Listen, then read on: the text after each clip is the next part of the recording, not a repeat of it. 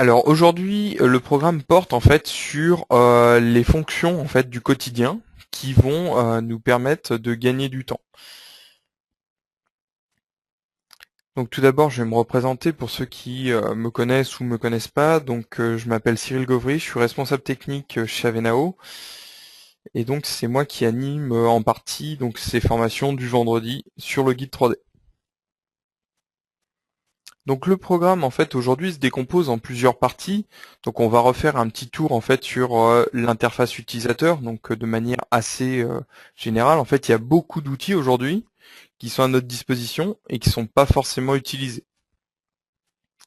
On refera aussi un passage sur la gestion des propriétés qui peut être très chronophage. On fera aussi un tour sur la partie assemblage, la partie mise en plan et on finira par une phase de questions. Donc l'interface utilisateur SolidWorks. Globalement, tout le monde la connaît, quelle que soit la version. Elle a évolué au travers du temps, hein. On peut se rappeler de ce qui était antérieur à 2008 avec une interface un peu plus, entre guillemets, vieillotte et beaucoup de barres d'outils. Et maintenant, en fait, depuis 2008 jusqu'à 2012 et bientôt 2013, la notion, en fait, de gestionnaire de commande. Donc le gestionnaire de commande, hein, pour ceux qui voient pas en fait, hein, c'est la partie que vous avez ici en haut de votre écran qui va vous permettre d'accéder très rapidement aux différents outils. Plutôt que d'avoir une interface très chargée, telle qu'on peut l'avoir comme ceci.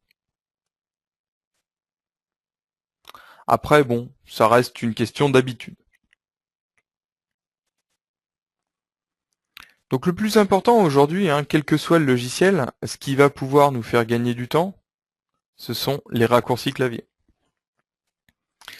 Les raccourcis clavier, en fait, sur SolidWorks, il en existe une multitude. Une partie sont assignés par défaut lorsque vous faites l'installation. Il faut savoir que c'est personnalisable à souhait. Donc cette fenêtre que je vous présente à l'écran, en fait, est tout simplement accessible au travers de SolidWorks lorsque vous faites un clic droit ici, personnaliser.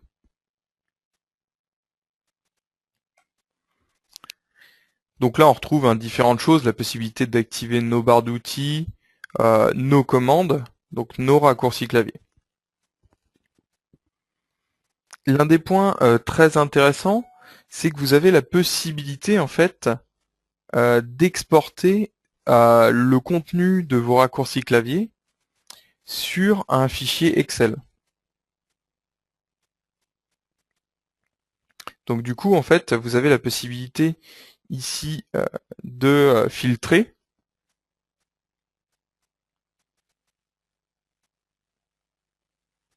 en utilisant en fait les commandes uniquement attribuées. Et du coup, vous pourrez exporter ça directement vers Excel. Donc on va pouvoir copier la liste. On peut aussi l'imprimer si vous le souhaitez. Donc pour appliquer un raccourci clavier, hein, rien de plus simple, vous sélectionnez n'importe quelle zone, et là vous pouvez changer. Il vous dit bien entendu c'est déjà attribué, vous voulez vous changer ou non. Donc ça reste quelque chose de basique, mais aujourd'hui, probablement quelque chose qui est sous-exploité. On peut se rappeler en fait hein, que sur AutoCAD, avant, une grande partie des actions se faisaient au clavier, et du coup on en a mis partout, quoi. Bah là, vous pouvez retrouver le même principe si vous le souhaitez.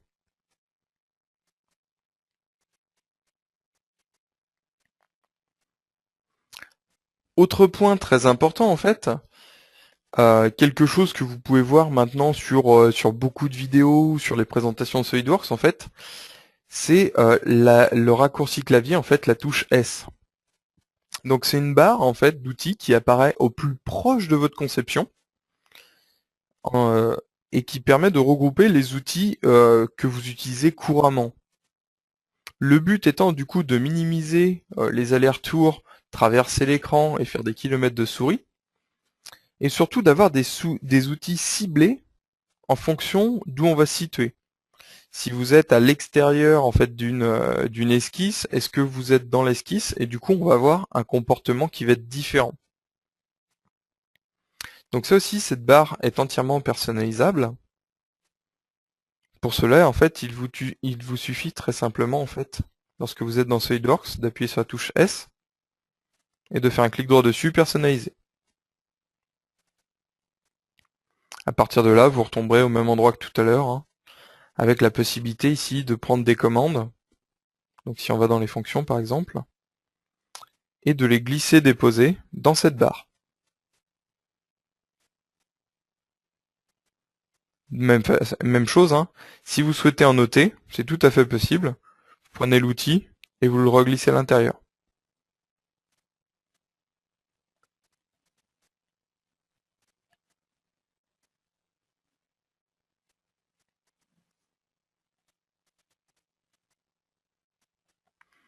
Donc encore une fois, hein, le but étant de garder nos outils à portée de main, toujours, hein.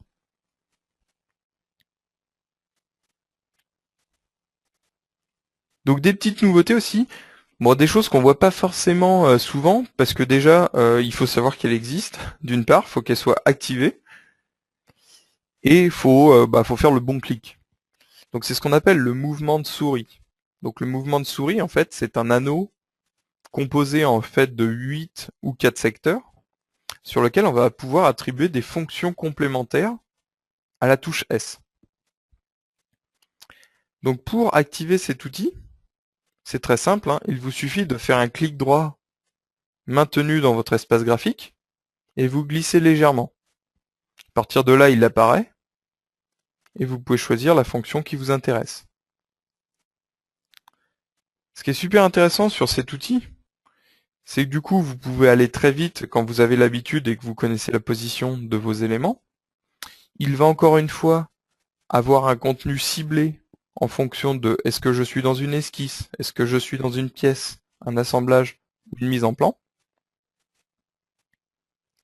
Il se personnalise de la même façon, hein, dans l'onglet mouvement de souris. Et ce qui est encore plus intéressant, c'est que lorsque votre PDM, par exemple, est installé, eh ben on peut lui assigner des commandes PDM. Vous voyez ici, je peux lui assigner des commandes PDM.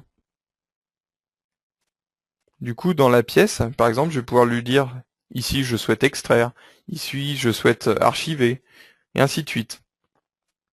Donc là, vous pouvez appliquer plein de choses. Typiquement, moi je vais pouvoir, avec mon SMAP piping, activer le piping, faire différentes choses. Donc là, vous avez une multitude d'outils qui vont pouvoir en fait venir se greffer pour avoir un maximum de choses sur notre souris.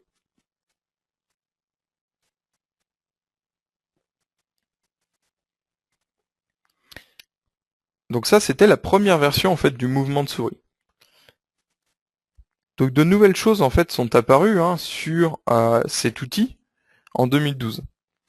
En 2012, vous avez la possibilité, en plus des fonctions que je viens de vous montrer, hein, d'ajouter donc maintenant la possibilité de valider quand vous êtes dans une fonction d'extrusion, quand vous êtes dans un assistant de perçage, et ainsi de suite, ou annuler une fonction. Ceux qui sont adeptes des macros, même chose, vous pouvez déclencher des actions personnalisées au travers de macros que vous assignez dans cet anneau.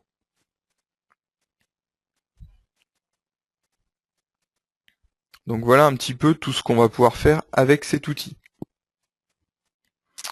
Et donc pour ceux qui sont encore plus gourmands, vous allez pouvoir conjuguer la notion de mouvement de souris et de touche S.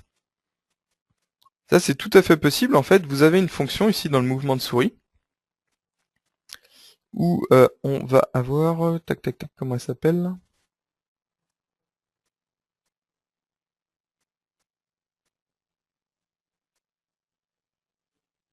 Donc vous voyez, hein, vous avez les nouveaux boutons de macro.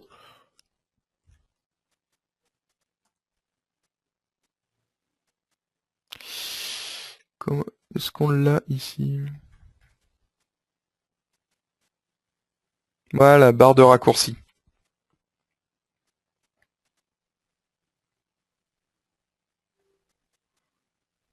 Vous voyez du coup, hop, je peux multiplier mon nombre d'outils. Donc là, ça va vous permettre de maximiser le nombre de choses à portée de main.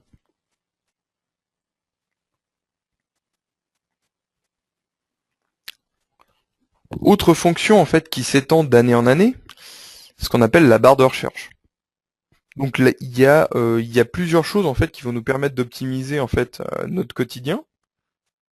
Bon, après il y a des choses classiques, l'aide qui permet de nous dépanner au quotidien, c'est toujours intéressant. Vous pouvez aussi appeler le support, c'est fait pour ça. Vous avez la base de connaissances, le forum. La grosse nouveauté en fait, c'est que vous avez la possibilité de rechercher des commandes. On est tous pareils, il y a des commandes en fait qu'on n'utilise pas couramment. Euh, du coup, on les installe pas dans nos barres d'outils pour que ça soit plus clair, plus lisible, plus facile à utiliser. Et ben en fait, maintenant vous pouvez directement les rechercher. Donc ici, vous voyez en haut de l'écran, vous avez plusieurs choix. Comme je vous le disais, on peut aller dans l'aide, consulter la base de connaissances, le forum, ou aller chercher une commande.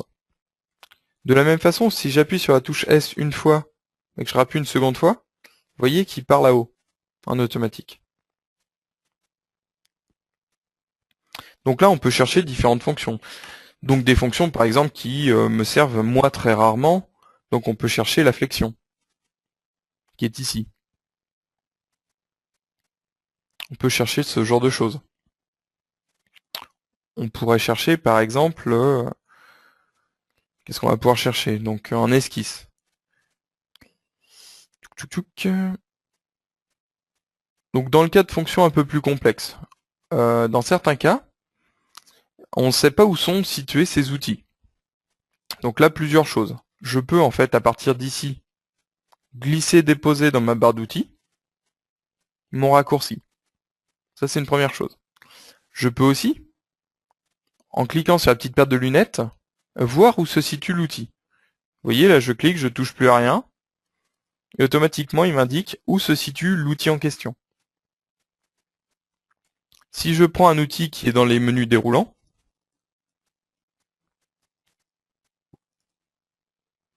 voilà, si on fait, par exemple, ceci,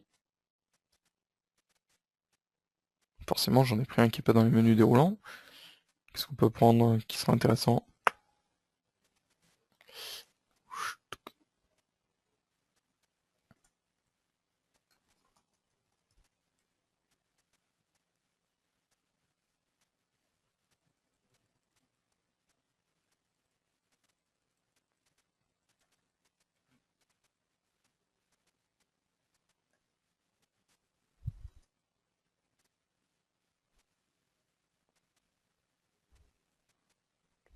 Enfin bon, globalement, vous faites votre recherche, vous pouvez directement la glisser, déposer, ou aller chercher à l'endroit où elle se situe.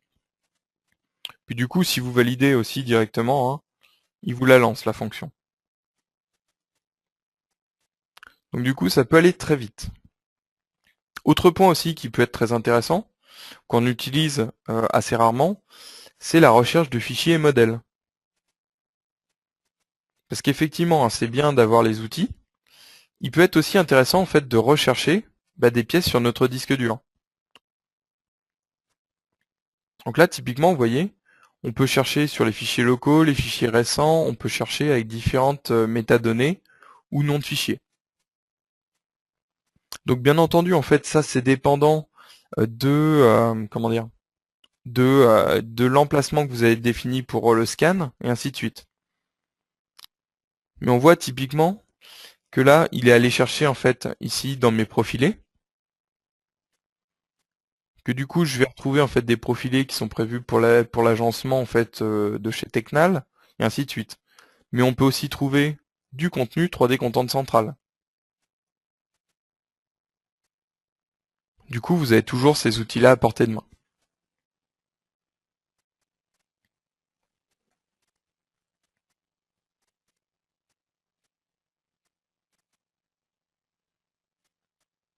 Donc il est fort probable que cet outil continue d'évoluer.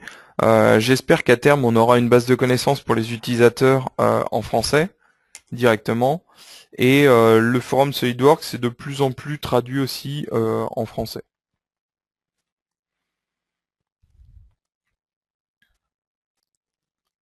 Ah, une nouveauté intéressante.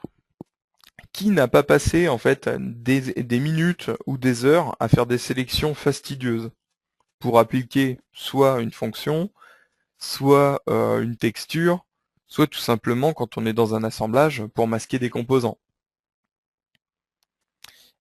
Depuis 2012, en fait, vous avez une fonctionnalité qui est apparue qui s'appelle Tout sélectionner. Donc c'est très simple. Pour tester cette fonctionnalité,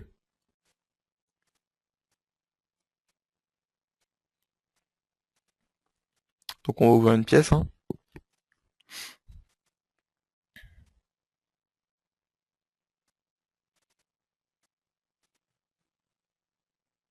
Donc il vous suffit en fait, sur ce genre de pièce, de sélectionner n'importe quel type d'entité. Donc on peut prendre un sommet ici. Comme sur Windows, vous faites un CTRL A. Automatiquement, il va me trouver tous les sommets. Donc aux intersections de perçage et ainsi de suite. Dès que vous avez un sommet avec un angle vif. On va pouvoir faire la même chose ici sur les arêtes. Très simplement. Sur les faces. Donc bien entendu, moi je prends l'exemple sur une pièce. Ce n'est pas le seul cas en fait. Vous pouvez aussi le faire dans l'assemblage. Il faut juste faire attention aux conséquences que ça peut avoir en fonction de la taille de l'assemblage, bien entendu. Là où c'est le plus intéressant, ça va être aussi sur la mise en plan. Parce que typiquement, lorsque vous voulez sélectionner des cotes, des choses comme ça, vous en sélectionnez une, vous faites CTRL A, ça sélectionne tout, vous le basculez sur un calque. Ça marche bien. Bon, on avait déjà l'utilisation des filtres, hein, vous allez me dire. Mais ça reste un plus.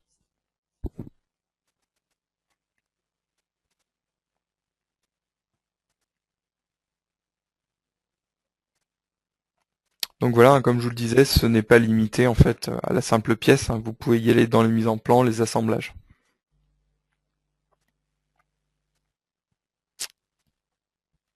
Donc un point dont on parlait tout à l'heure, en fait, les métadonnées. Donc tout le monde sait en fait que c'est quelque chose qui est assez chronophage en fait, parce que du coup vous êtes obligé de les renseigner dans les pièces, vous êtes obligé de les renseigner dans les assemblages, les modifs potentiellement, certains utilisateurs ne vont pas être sûrs de leurs modifs ou de leur façon de faire, et ainsi de suite quoi. Vous avez aussi après les métadonnées liées à la mécano-soudure, le tout lié dans la mise en plan. Donc ça fait beaucoup de choses. Donc pour gérer en fait vos propriétés, il existe en fait depuis quelque temps différents outils. Donc on a déjà eu l'occasion d'en parler. Donc on va retrouver par exemple en fait le formulaire de propriété. Donc le formulaire de propriété a plusieurs utilités, hein. Ça permet en fait d'avoir une interface claire et ciblée en fonction de, encore une fois, où on se situe. Est-ce que c'est une pièce, un assemblage, une mise en plan ou de la mécano-soudure? Ça permet aussi dans ce formulaire de propriété de remettre des choix derrière. Est-ce que c'est une pièce de tôlerie? Est-ce que c'est une pièce achetée, fabriquée? Enfin, on peut imaginer tout un tas de critères. Donc ça permet d'avoir quelque chose aussi de cadré. Donc vous allez avoir quelque chose d'uniforme au sein du bureau d'études pour éviter que chacun y aille un petit peu avec ses envies, quoi. Un coup, je retrouve du révision avec un accent, un coup du révision sans accent, après j'ai un cartouche semi-rempli, un cartouche rempli, ou un cartouche pas rempli. Donc ça, c'est des choses, en fait, qui vous font gagner un peu de temps au quotidien, mais c'est surtout, en fait, sur le long terme que ça va être intéressant pour éviter de reprendre vos plans et ainsi de suite, quand on se rend compte d'erreurs. En théorie, les erreurs ne sont plus censées arriver avec ça. Donc ça se situe où? Très simplement, en fait, dans le menu démarrer de Windows. Donc vous faites démarrer tous les programmes SolidWorks, la version et outils SolidWorks.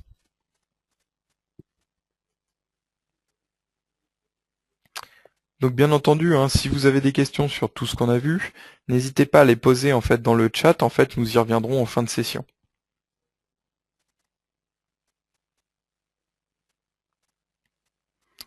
Comment ça fonctionne en fait le formulaire de propriété? Donc on va pas trop rentrer dans le détail, mais l'outil de formulaire de propriété donc est relativement simple à mettre en œuvre, hein. Donc vous avez en fait la zone de gauche, c'est tous les outils. La zone centrale, c'est ce que vous souhaitez obtenir et ce que vous allez obtenir dans SolidWorks. Et la zone de droite, ce sont les attributs. Donc globalement, hein, on voit que j'ai mis le type de pièce avec un menu déroulant. Donc j'ai pris mon outil liste, tac, je l'ai glissé au milieu. Et je me suis retrouvé avec différentes choses. Donc ça ressemble à ceci.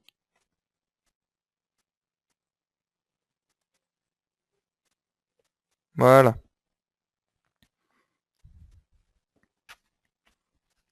Donc ce qui est intéressant, hein, c'est que pour des questions pratiques, on peut mettre la liste ici à l'intérieur, mais on peut aussi appeler une liste externe.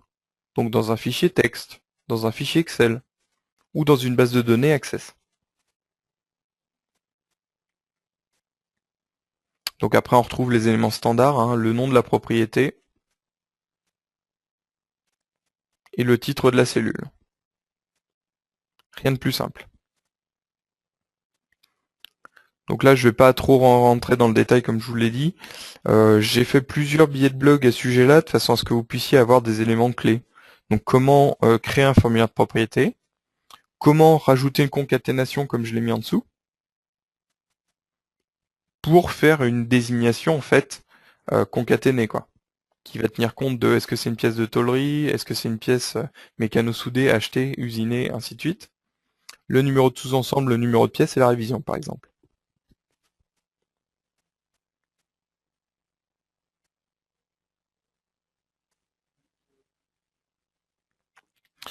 Donc ça c'est intéressant hein, de le partager au sein du bureau d'études, de le mettre sur le réseau, hein, pour que tout le monde ait le même, tout le monde puisse avoir quelque chose de central.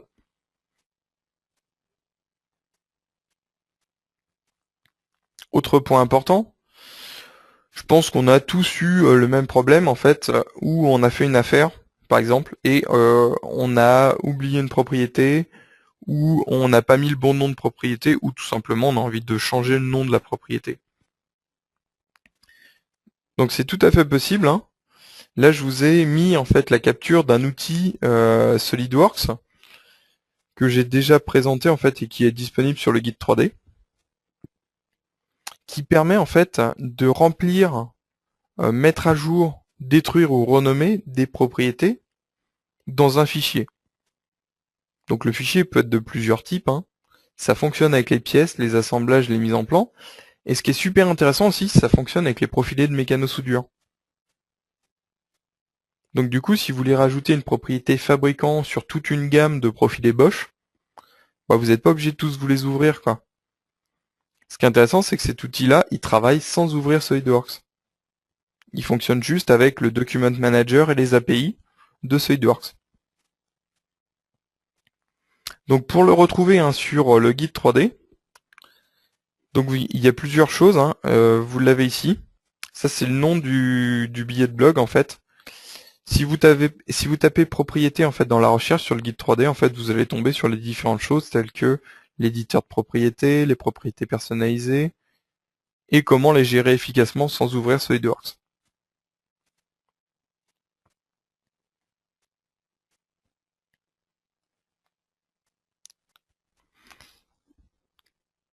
La partie assemblage. Au quotidien, qu'est-ce qui peut nous faire gagner le plus de temps dans un assemblage? Donc il y a plusieurs choses, hein. Mais finalement, quand on regarde, on passe notre temps à contraindre les éléments. Donc il y a une fonction, pareil aussi, qui est assez méconnue, dont on parle régulièrement au support, qui s'appelle copier avec les contraintes. Donc ça, c'est un outil qui est plutôt intéressant. Là, j'ai pris le cas en fait d'une vis. Aujourd'hui, couramment, quand on vient positionner une vis, on met souvent une concentricité ou plus une coïncidence en fait.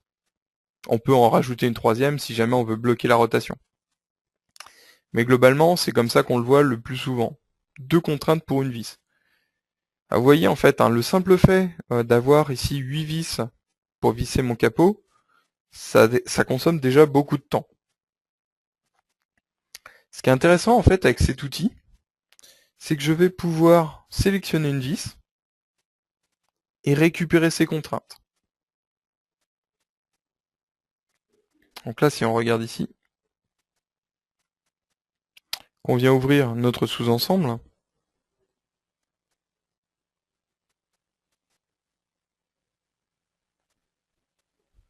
voilà, donc j'ai caché les vis, hop.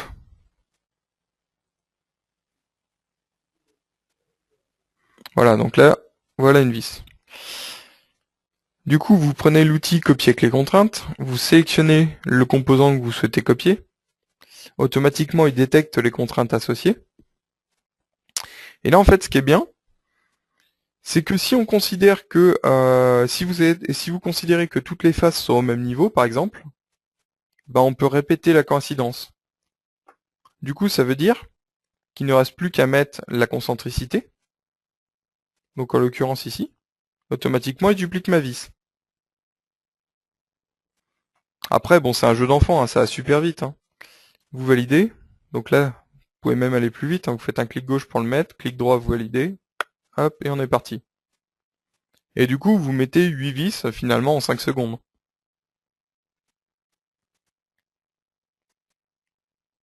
Donc ça, c'est quelque chose en fait qui est plutôt intéressant pour gagner du temps sur la mise en position et les contraintes d'assemblage.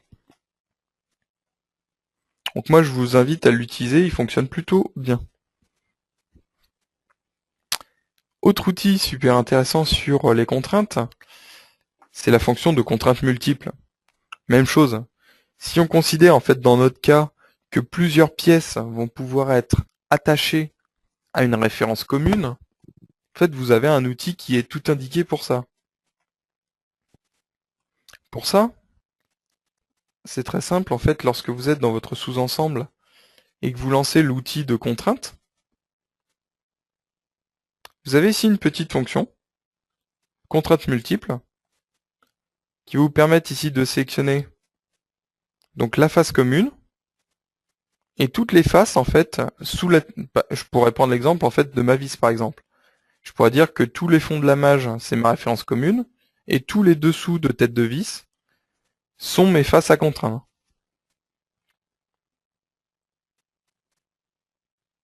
Et donc on se retrouve avec quelque chose comme ceci. Donc la face commune ici et les faces à contraindre en fait sous la tête.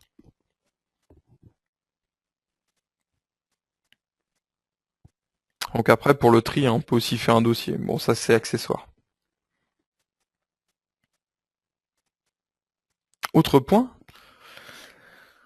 très connu en fait des utilisateurs de routing ou de câblage électrique, ce qu'on appelle la référence de contrainte.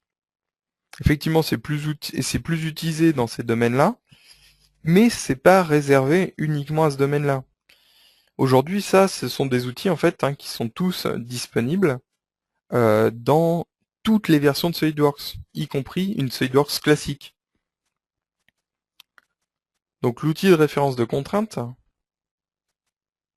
se situe ici dans la fonction géométrie de référence, référence de contrainte. Ça peut être appliqué sur une pièce, mais aussi un sous-ensemble. Donc typiquement, si on regardait ici, hop, sur notre assemblage, donc je vais aller préparer ma vis, donc qui est celle-ci, hop. Donc là, je l'avais fait juste avant la formation, donc j'ai créé ma référence de contrainte de façon très simple. C'est exactement comme sur une vis de Toolbox. On peut ici donc définir une arête, le type de contrainte à associer, et la direction en fait. Savoir si ma vis se met à l'endroit, à l'envers, ainsi de suite. Une fois que j'ai défini ça, Donc bien entendu, je peux mettre une référence secondaire, une référence tertiaire, selon le nombre de mises en position dont j'ai besoin. Mais finalement, une fois qu'on a fait ça, donc là j'ai contraint uniquement ici avec une coïncidence sur cette arête-là, je vais pouvoir très simplement donc épingler, hop, mon volet, prendre ma vis, l'approcher, et automatiquement, vous voyez, on va pouvoir glisser, déposer les composants qui nous intéressent. Donc là, vous allez pouvoir aller très vite en fait de cette façon-là. Accessoirement, hein, comme pour la toolbox, vous n'aurez pas forcément la détection automatique des tailles. Cependant, comme vous pouvez choisir la configuration, ça va aussi très bien.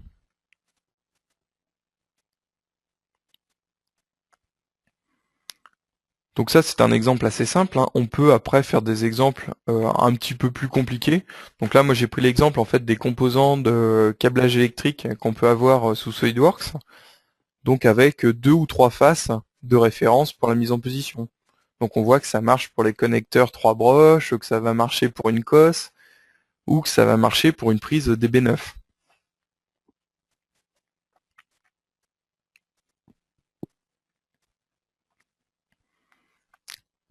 Autre point important, bon qui est un petit peu en décalage par rapport à la formation, je pense qu'on est tous confrontés à ça. Une fois de temps en temps, on fait un import de fichiers provenant, je sais pas, d'un client, d'un fournisseur ou quoi que ce soit. Il apparaît régulièrement en fait que toutes les pièces dans l'arbre de création sont grisées et donc sont en état de suppression. Donc on peut imaginer hein, que quand j'ai 5 pièces à remettre en état, c'est facile. 5 clics droits, annuler la suppression, ça va bien. Quand j'ai 25 000 pièces, ça devient moins envisageable. Donc du coup, en fait, il y a une fonction qui existe, hein, qui s'appelle annuler la suppression avec dépendant, et qui permet du coup, en fait, de redescendre tous les niveaux et d'annuler la suppression. Donc vous allez me dire, oui, mais pourquoi ça se produit?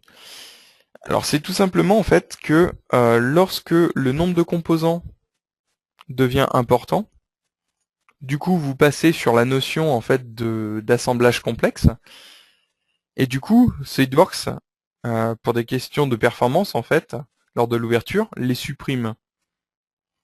Voilà, donc il y a deux possibilités, soit vous utilisez annuler la suppression avec dépendant, soit dans les options d'assemblage complexe, bah, vous augmentez le compteur en fait sur le nombre de fichiers.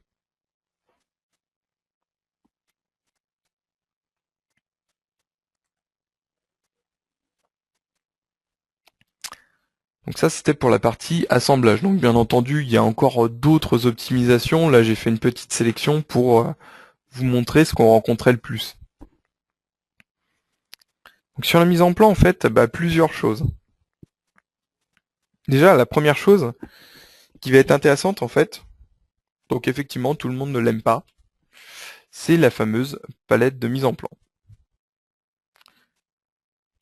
Elle est hyper intéressante dans certains cas en fait pour la mise en forme ou l'assignation de valeur à la volée quoi. Vous voyez en fait on va pouvoir sélectionner comme à l'écran 3-4 cotes, choisir en fait leur répartition de façon à ce qu'elles s'alignent correctement sur le côté et qu'il n'y ait pas de chevauchement par exemple. De la même façon, plutôt que d'aller naviguer dans les sous-menus en fait qu'il y a dans les propriétés à gauche, vous allez pouvoir directement accéder à des champs de saisie qui vont vous permettre d'assigner une tolérance, le type de procédé de fabrication par exemple, des annotations complémentaires. Donc ça c'est quelque chose qui est quand même vraiment intéressant sur le gain de temps sur la partie arrangement de la mise en plan quoi. Bon après vous avez en dessous la possibilité de changer l'échelle pour écarter plus ou moins la disposition. Donc de mémoire, on doit pouvoir désactiver cet outil s'il ne vous intéresse pas. Cependant, le fait de désactiver cet outil, ça veut dire que vous n'aurez plus de menu contextuel à terme. Ce que j'entends par menu contextuel, c'est cette partie-là. Quand vous cliquez sur une pièce, vous avez ce petit menu qui s'ouvre. Si vous désactivez en fait la palette de mise en plan, vous perdrez aussi ce menu-là. Alors que dans la mise en plan, il suffit tout simplement de ne pas passer sur le petit carré qui va s'afficher.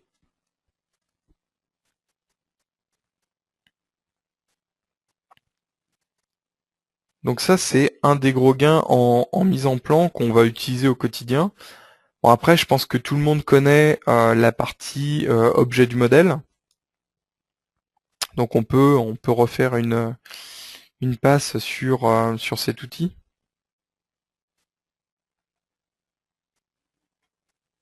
Bon, celui-là, c'était pas un bon exemple, c'était une pièce importée.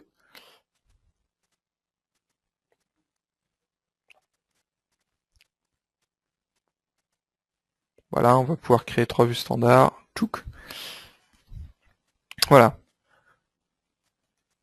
Donc ce qui est intéressant hein, sur cet outil objet du modèle, c'est que pourquoi recoter une pièce alors que vous avez peut-être coté correctement dans votre 3D. En fait, vous avez la possibilité de récupérer hein, toutes ces infos-là. Ici, donc vous mettez modèle entier ou vue spécifiée si vous le souhaitez. Vous pouvez aussi utiliser des codes marqués ou non marqués, selon ce que vous avez fait dans votre 3D. Charger tout type d'annotation que vous auriez pu mettre dans votre 3D aussi. Les géométries de référence. Et là, en fait, vous avez une case qui s'appelle utiliser le placement des codes dans l'esquisse. C'est-à-dire que si vous estimez que vous avez placé convenablement vos codes dans le 3D, auquel cas vous pouvez cocher ça. Si vous pensez que vous avez mal positionné vos codes, vous pouvez décocher cette partie-là. Et du coup, la mise en position se fera en fonction de l'algorithme et du coup il va décaler au fur et à mesure. Donc ça c'est l'algorithme SolidWorks après qui positionne de façon à ce qu'il n'y ait pas de chevauchement, quoi. Il décale toutes ces cotes-là. Donc dans le cas où je serais amené par exemple ici, hop, hop, à superposer toutes mes cotes là, si je me retrouve avec quelque chose comme ça, c'est là en fait que ça devient intéressant comme outil, parce que vous avez la possibilité ici de redispatcher. Donc là vous allez pouvoir en fait rétablir vos cotes et ainsi de suite. Vous pouvez augmenter l'échelle très facilement. Vous pouvez appliquer de manière générale des propriétés, vous pouvez centrer vos cotes. Donc non, c'est un outil aujourd'hui, je pense, qui permet de gagner du temps en fait sur la mise en position et sur l'agencement des mises en plan.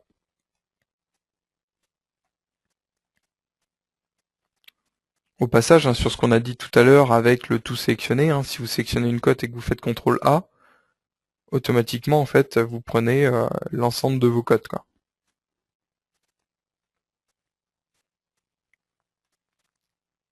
Donc ça c'était bon sur de l'utilisation commune. Quelque chose qui peut être intéressant aussi, qui pour le coup n'est pas une fonction, c'est à partir d'une mise en plan, comment changer sa référence. Par exemple, demain, j'ai cette pièce-là à un détail près, et j'ai besoin de refaire sa mise en plan.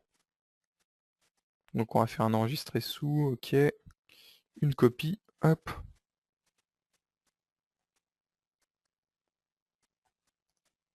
Voilà.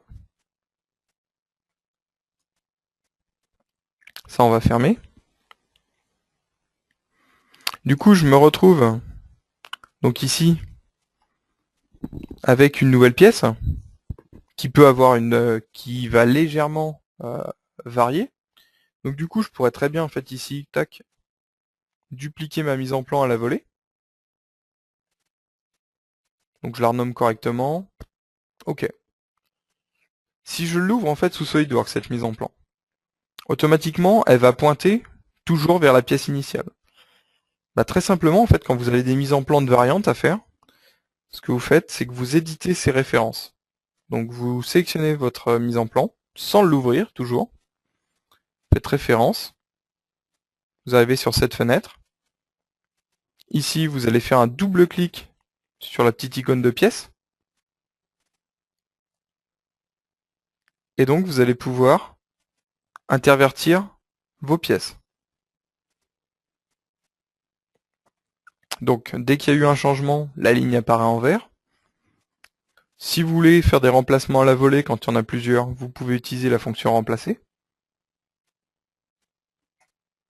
Une fois que vous avez fait ça, vous validez et vous ouvrez. Et là, automatiquement, il actualise. Donc effectivement, moi ça se passe bien parce que du coup, elles ont exactement la même forme, il n'y a pas de changement. Donc il se peut aussi que dans certains cas, vous ayez quelques codes bancals, mais vous récupérez globalement plus de 90% de votre plan.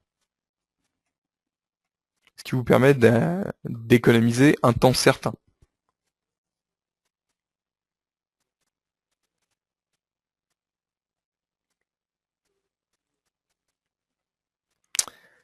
Voilà un petit peu sur toutes les les outils en fait qu'on va rencontrer le plus fréquemment qui vont nous permettre de nous apporter du gain au quotidien.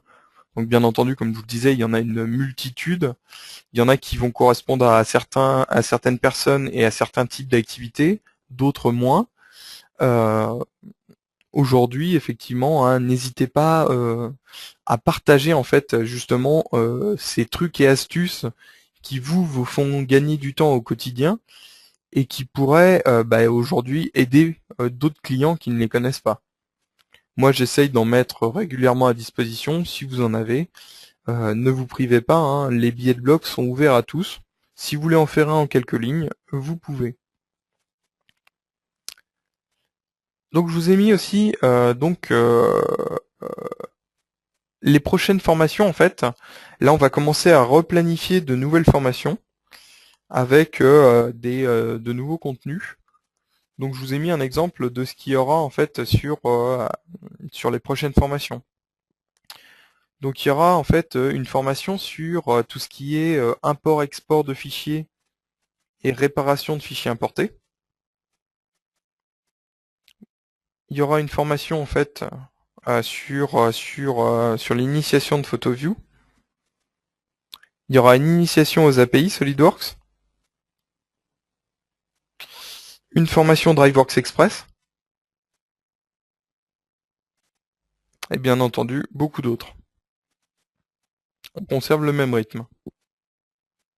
Donc si vous avez par exemple, même chose, des suggestions de thèmes qui intéresseraient un plus grand nombre, je suis ouvert aussi à toute suggestion, n'hésitez pas à me contacter soit par mail, soit sur la boîte du guide 3D. Il n'y a pas de souci. Avez-vous des questions sur tout ce qu'on a pu voir sur cette formation?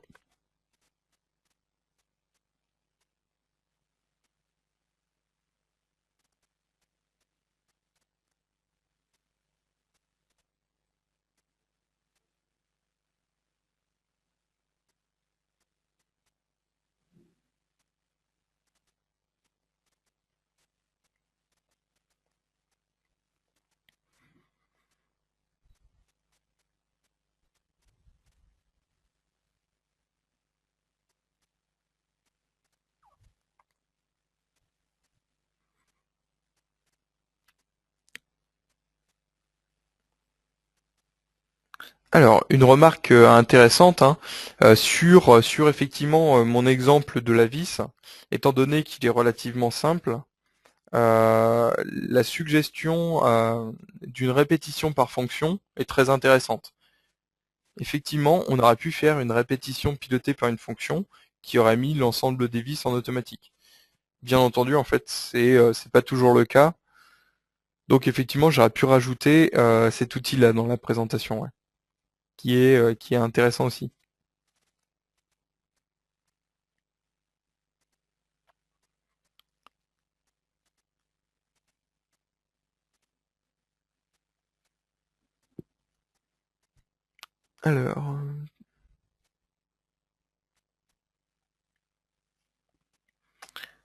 Alors, peut-on avoir des raccourcis sous forme de syllabes? Alors, sous forme de syllabes, là c'est pas sûr. Là, j'ai pas testé en fait sous forme de syllabes si on pouvait mettre des abréviations. Aujourd'hui, on a quand même la possibilité, bon, avec le contrôle, le alt, le shift, de faire une multitude de combinaisons, mais effectivement, j'ai pas testé en fait sur les syllabes.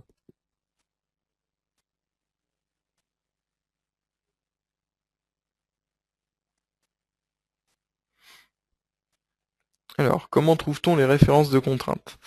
Donc, comme je vous disais, les références de contraintes en fait sont à disposition dans le menu déroulant en fait qui s'appelle géométrie de référence, mais vous le trouvez également en fait dans insertion, géométrie de référence, référence de contrainte.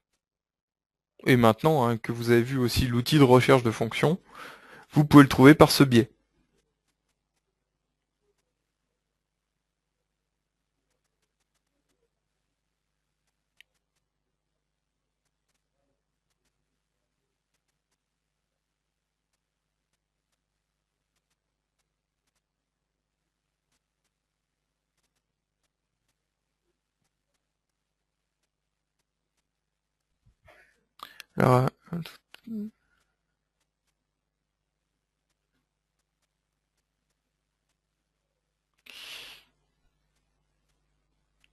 Alors, donc une question, à quoi correspondent les raccourcis de recherche dans la personnalisation des fonctions?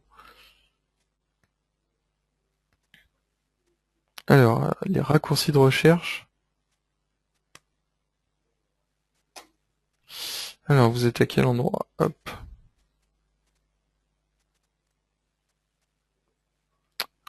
Pouvez-vous clarifier en fait cette question-là que je vois un petit peu, là je vois pas trop où je vois pas trop ce que vous voulez faire.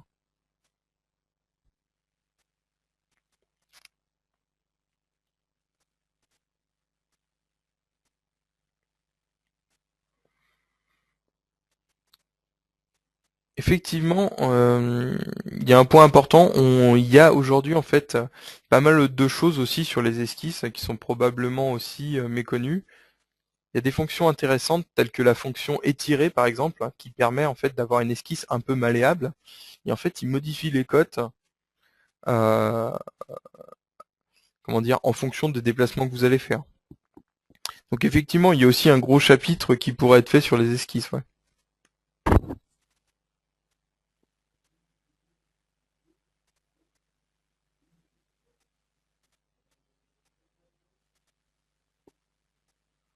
Alors la fonction insertion objet du modèle insère des cotes en fait, mais elles ne sont pas pilotées. Elles peuvent modifier les dimensions de la pièce. Effectivement, ça peut être un avantage comme ça peut être un inconvénient. Ça dépend ce qu'on veut faire effectivement. Ça peut être intéressant en fait de modifier en fait notre conception au travers de la mise en plan, mais ça peut effectivement aussi dépendre des bureaux d'études. Les insérer en tant que code piloté, pour moi, du coup, il va falloir les sélectionner et aller cocher en fait dans les propriétés en fait pilotées ou les mettre en lecture seule, quoi. Mais vous pourrez pas les importer directement pilotés.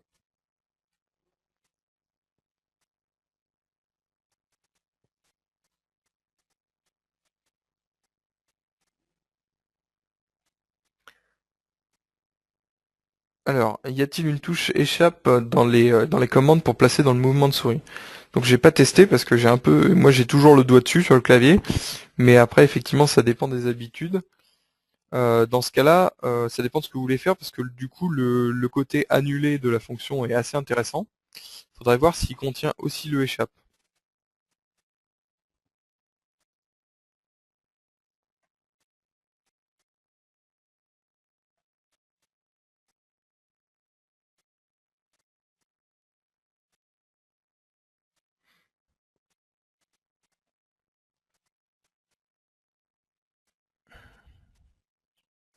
Hop, si on fait ça.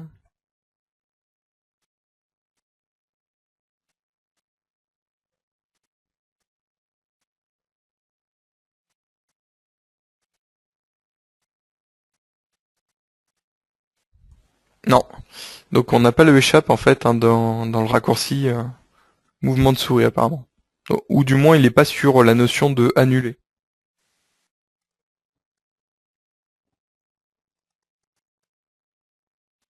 Donc à mon avis c'est celle-ci, hop, qui doit être en échappement.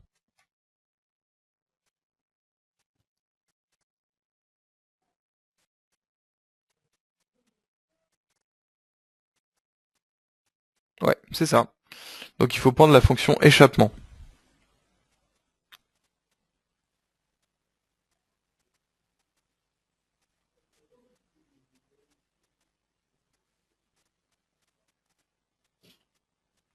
Alors,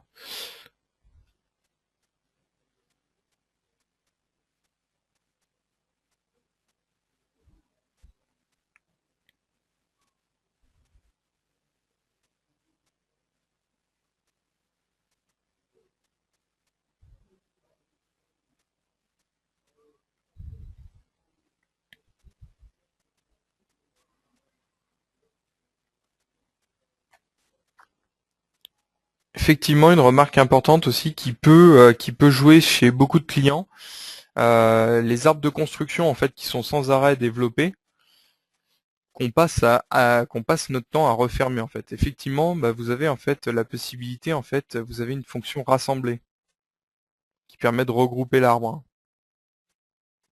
Donc effectivement, suivant la complexité des conceptions, ça peut prendre du temps et c'est quand même tout plus simple en fait pour naviguer en fait de pouvoir replier et redévelopper derrière quoi. Là c'est vrai que c'est assez bien de ce côté-là.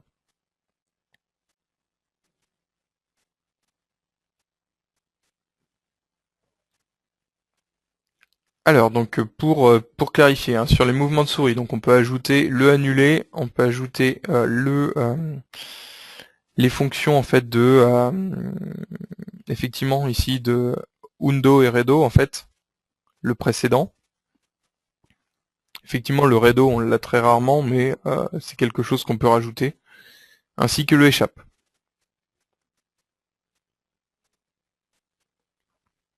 Après oui effectivement remarque aussi sur les traits d'esquisse on peut maintenir tout au long du tracé. Mais après, ça dépend aussi de la méthode, parce que maintenir le long du tracé, ça veut dire que ça coupe dès qu'on a fini, et ça veut dire qu'on est moins productif dès qu'on fait un contour complet. Le fait de pouvoir faire une chaîne, en fait, est du coup plus performante, selon en fait notre cas.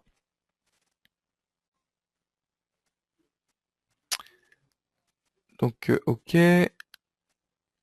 Et donc la question qui a été clarifiée, c'était sur la colonne de droite, en fait, sur les. Donc c'était sur les raccourcis clavier, je présume. Voilà, raccourci de recherche. Effectivement, vous avez raison. On doit pouvoir du coup mettre un, un raccourci sous forme de syllabe. Du coup, ça répond à la première question de tout à l'heure, à condition de passer par la recherche.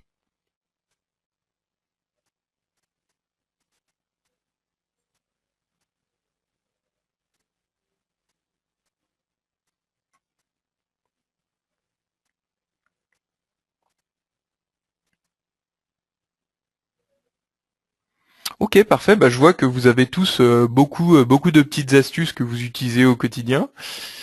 C'est plutôt intéressant. Y a-t-il d'autres questions concernant cette formation ou potentiellement les prochaines formations en termes de thème?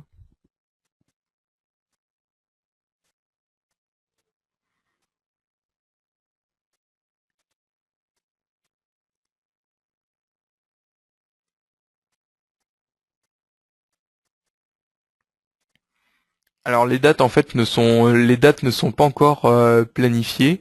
Effectivement en fait PhotoView arrive, ce sera pas forcément la prochaine, mais ça arrive donc soit courant juillet.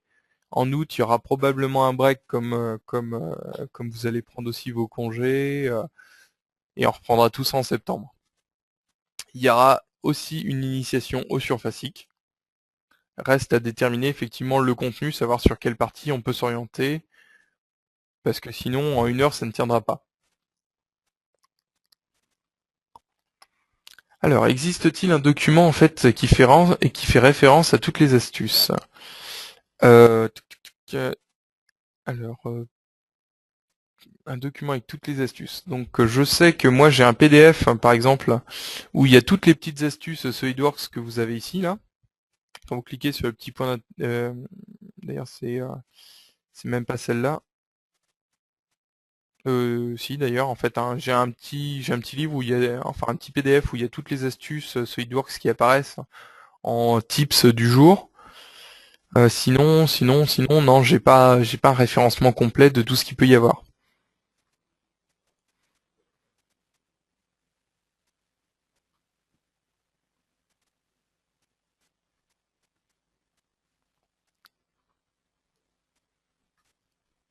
Ok, parfait.